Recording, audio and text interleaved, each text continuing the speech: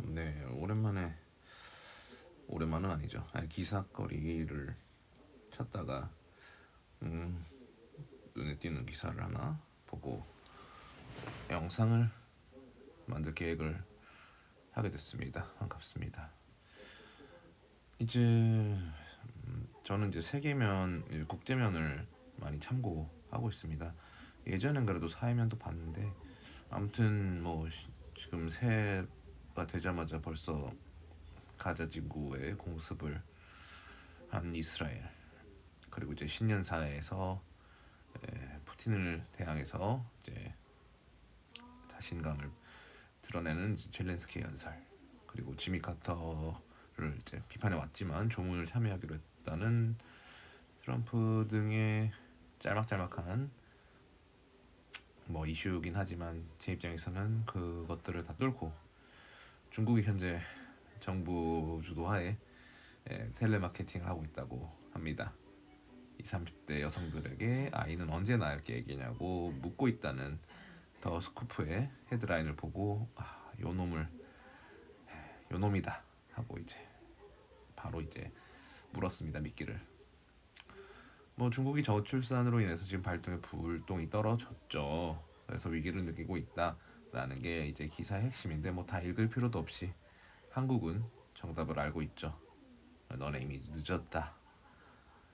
한국 같은 경우 뭐 세계적으로 유명한 저출산 국가로 유명하고 뭐 통계적으로도 대단한 금메달을 따고 있습니다. 하지만 이제 한국 같은 경우도 사실은 뭐 사실상 2007년에 당시 참여정부에서 저출산준비위원회를 구성을 해서 이제 저출산을 대비해야 된다. 그 당시에 1.1명대였습니다. 1명대 초반, 극초반 때였는데 그때가 지금 7년이면 제가 07학번이니까 그렇게 보면은 그 당시에 이제 대통령 뭐 출산에 관한 연설도 있던 걸 보면은 분명히 그때부터도 어떻게 보면은 관심을 가졌던 분야지만 지금 16년, 17년 이제 25년이니까 해가 바뀌었으니 이제 18년 차에 25년인데 이제 첫 합계 출산율은 이제 13년도 기준으로 0.72명까지 급감을 했습니다. 사실 0.7명대면은 이제 일단은 도시국가를 제외하고는 뭐 대단한 수치죠. 거의 홍콩이나 싱가포르 같은, 뭐 현재는 태국도 많이 내려가고 있다고 하는데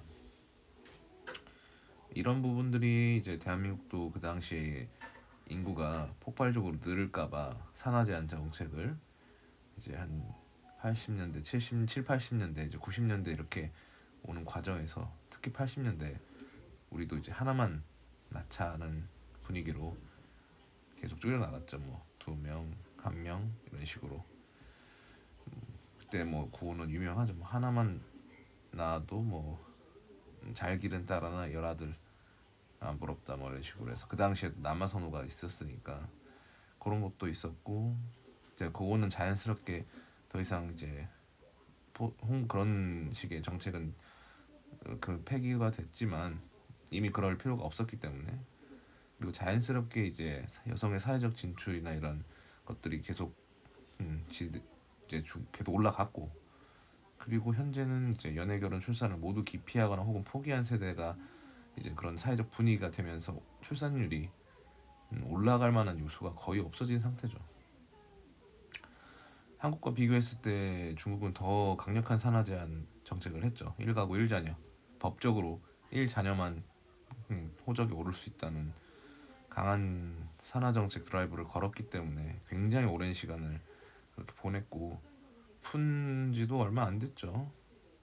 처음에 뭐 이제 2자녀, 그 다음에 3자녀 뭐 이런 식으로 계속 아예 풀어버렸는데 나을 생각들이 없었고, 그렇게 거의 20여 년간, 2, 30여 년간 그렇게 제가 지금 정확한 팩트를 이제 준비하진 않았지만 굉장히 오랜 기간을 산하 제한을 했습니다. 이유는 뭐 알다시피 거의 인구 1위 지금은 인도에게 넘어갔지만 13, 14억에 대해 해당하는, 사실 그 당시에 호적이 안 올라가 있는 부분까지 포함하면 아마 그런 측정되지 않는 인구 또한 거의 수천에서 이제 억대에 이를 수도 있다라는 얘기가 있죠. 사실 인도도 마찬가지일 거예요, 그거는.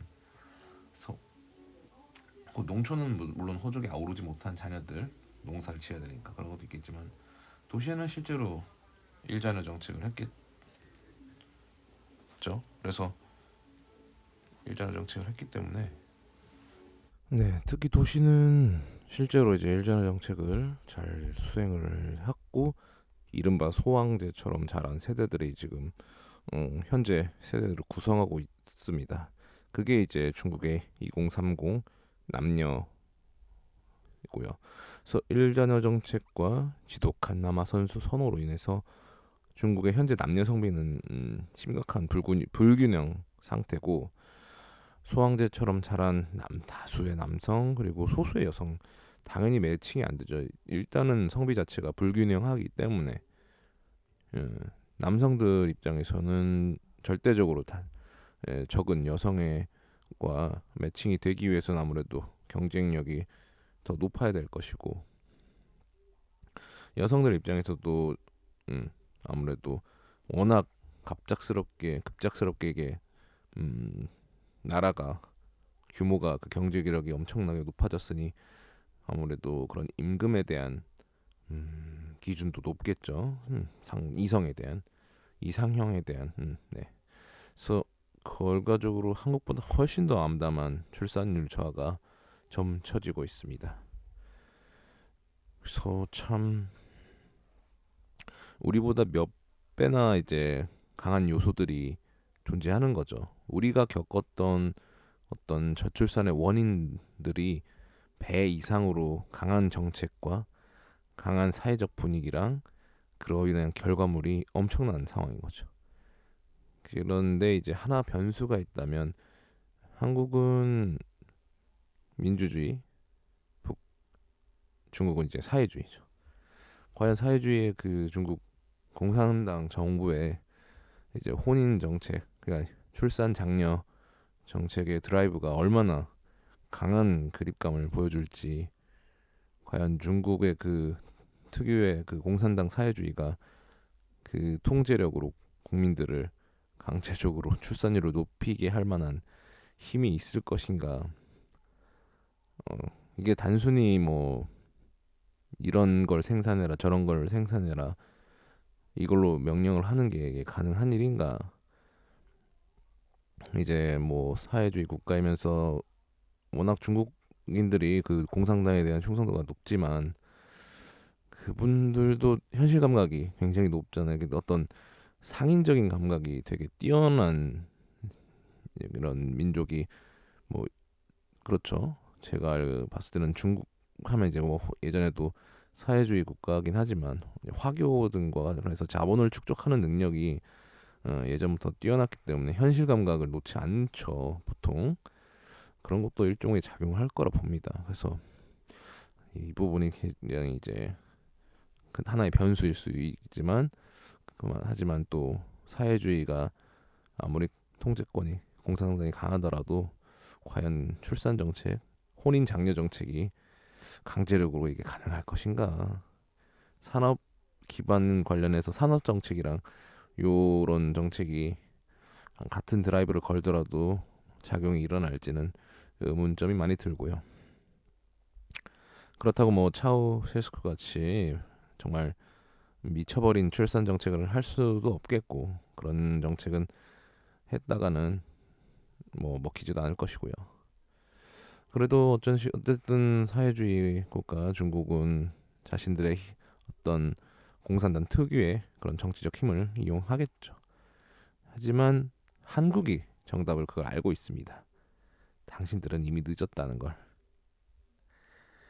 네, 아무튼 이런 좀 흥미로운 기사 남의 잘 안 되는 거 보고 이렇게 웃으면 안 되는데, 그러니까 저출산 국가 선배로서 선배 국민으로서 어쨌든 똑같은 지금 포인트들이 있고 우리보다 어떻게 보면 높은 포인트로 패착을 했던 게 크죠. 산하 제한 정책 포인트에서도 우리보다 배로 강한 법적으로 아예 강제해버린 정책이 있었고 게다가 남아 선호도 엄청 심하고 여성의 사회적 진출도 물론 있겠지만 이 부분은 약간은 애매하기도 하지만 만약 그 부분을 차치하더라도 여성들의 어떤 의식이 더 깨어난 건 사실이죠. 원래 사회가 수준이 발전하니까 그런 경제적인 부분이나 이런 부분이 여성들이 일할 수 있는 사회적으로 경제적으로 독립할 수 있는 힘은 이제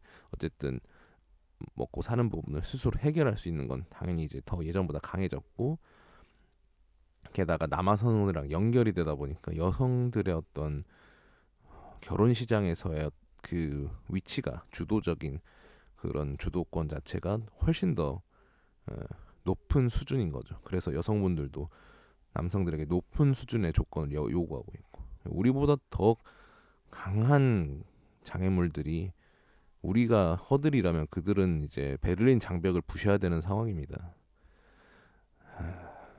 참 안타깝네요.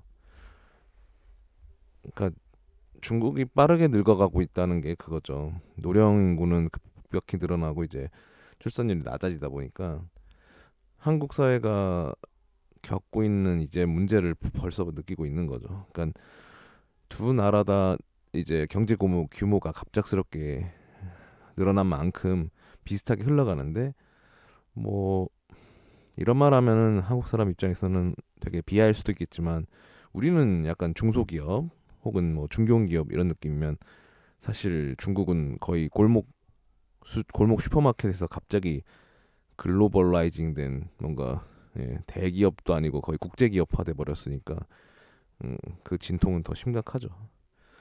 아무튼 중국은 참 여러 가지로 G2가 된 상황이지만 내부적으로 뭔가 흔들리는 요소들이 몇 개 보이기 시작하네요. 과연 에, 흔히 말하는 이제 베이징 컨센서스와 워싱턴 컨센서스, 그러니까 민주주의가 사회주의 진영과 이렇게 다시 재대결을 펼치고 있는 상황인데 뭐 어떻게 될지 뭐 저출산으로 본 중국 이야기였습니다. 감사합니다.